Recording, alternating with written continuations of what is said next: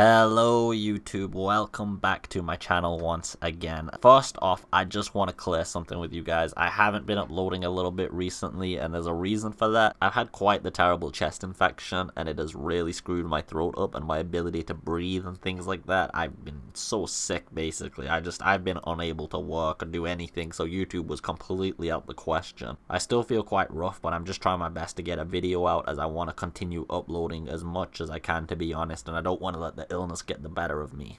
But I do it for you guys. I just want to give you guys my perceptions, and I enjoy the channel and the community, the feedback I get, so thank you so much for watching if you are. So recently, Capcom revealed a Steelbook edition of Resident Evil, and there's a few things that I want to talk about. So first off, just to establish what this actually is, it's an enhanced edition of the game with a bunch of extra features. You know, you get the hard copy of the disc as well with some cool things, and you also get a bunch of in-game bonuses. But that's not really the important part. What the important part is not the DLC or anything about that. This isn't going to be a video talking about, oh, DLC in the game early, Magnum ammo, whatever, blah, blah, blah. This isn't going to be, oh, this is PS4 and Xbox only, because to be honest, I don't know if there is a PC version or not, but regardless, this isn't one of those videos. I actually want to talk about something else completely. But just to get the small details out there anyway, there is mag ammo in this, so you know you're going to get Magnums again in the game. Not sure which Magnum they're talking about here, but I'm sure there's a variety anyway. We also get one special grenade. I'm not exactly sure what a special grenade is supposed to be. Could it be an instant grenade, like an acid grenade? Who knows? It could be a grenade if you're choosing from those types, you know, like an elemental grenade. But who knows? Special grenade anyway. You get a lockpick, and anybody that's played the older Resident Evils will be familiar with the lockpick. It's an item where you can get through specific doors, you know, simpler doors, and you don't need to get the relevant keys for them. And if anyone remembers, we can get the lockpick in the demo, and based on its use, it looks like we might be able to use it to unlock more than just doors, you know, furniture and other things as well, which might reveal items inside VHS tapes like we saw in the demo, or other items such as ammunition, weapon upgrades possibly, and maybe even crafting parts, and I'll get more into that later on. We also get solid fuel, which is something that is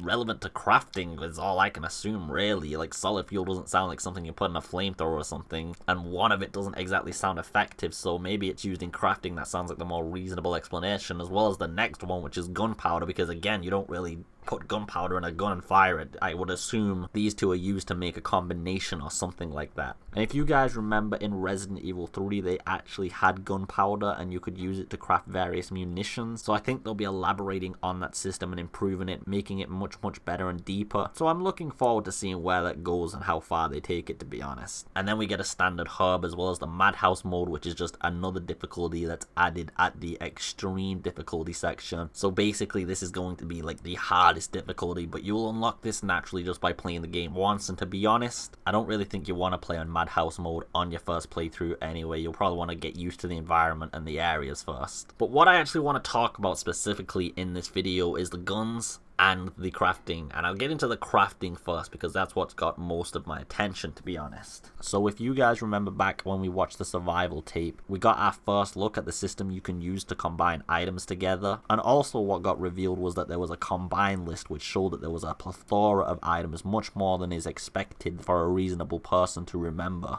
And this goes back to the gunpowder and the solid fuel and the assortment of items that are probably going to be in the game for combining. And as I said earlier, like in Resident Evil 3, you could craft all sorts of munitions using the gunpowder. It looks like crafting might actually be more deeper than we think it is in this game, but I'm just wondering how far this goes. It could just be that gunpowder and a few other items, not many of them in total, are used for crafting specific munitions and other things in the game. We might find them sparsely located, they might be common, you know, we don't actually know that. So we don't understand the flow of the game's crafting system and how much we're going to be using it. We just know that there is going to be one. And I would like to say, looking back at Resident Evil 3, everybody could agree that we will definitely get the ability to develop munitions, at least normal bullets, as well as grenade launcher bullets, and maybe some more on top of that. Based on all this focus they've put into combining things, I definitely can't see the age-old tradition of gun customization not returning, and I'm wondering exactly how far that will go as well. Gun customization was a big part of the older games. If you were a fan of Resident Evil, you will know that, but if you're new to the series, you could upgrade certain things. You could put scopes on your guns to increase the accuracy, you could increase the fire rate, the damage, the reload speed, you could increase the magazine size. There are so many customization options,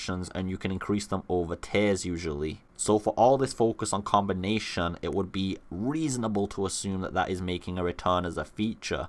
Maybe that's something we'll see in the Resident Evil tape, as that wasn't something that was properly shown in any of the recent 10 tapes that we got, and it would be nice to have some official confirmation for it. But with it being such a staple, again, I can't see it not returning. It's almost ghost confirmed. But let me know what you guys think about that, the crafting system and the weapon customization specifically, because I really do want to talk about the weapon customization, but I want something official to go on first before I make a full video on that. So anyway guys, I hope you enjoyed the video today. It's been a great time making this. Even though I'm sick, I'm happy I got another video out, as I really wanted to talk about a few things and show this to you guys. But yeah, let's call it a day here guys. I hope you're all having a beautiful time as always. Take it easy, take care, and peace.